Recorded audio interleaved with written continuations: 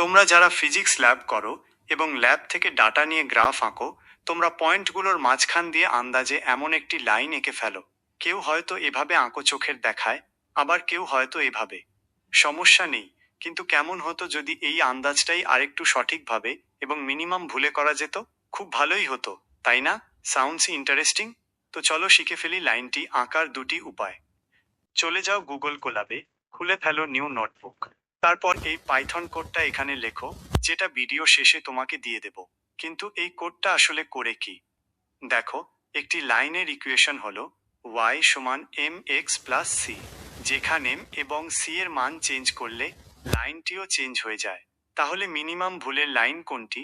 লাইনের স্লোপ এবং y Axis intercept কোনটি, যার জন্য লাইন থেকে পয়েন্টগুলোর পার্থক্য সবচেয়ে কম, সেটা বের করে দেয় এই কোডটি। জাস্ট তোমার ল্যাব থেকে পাওয়া x এবং y এর ডাটাগুলো বসাও, কোড রান দাও, এবং তোমার মিনিমাম ভুলের লাইনটির স্লোপ আর ইন্টারসেপ্ট পেয়ে যাও। 2. আরেকটি উপায় হলো ডেসমসে। ডেসমস যাও, টেবিল অ্যাড করে তোমার ল্যাবের ডাটাগুলো বসাও, অ্যাড রিগ্রেশনে ট্যাপ করো এবং লাইনের ইকুয়েশন পেয়ে যাও। এর পেছনের অ্যালগরিদম বিস্তারিত শিখতে চাও? ক্যালকুলাসের রিয়েল লাইফ অ্যাপ্লিকেশন শিখতে চাও?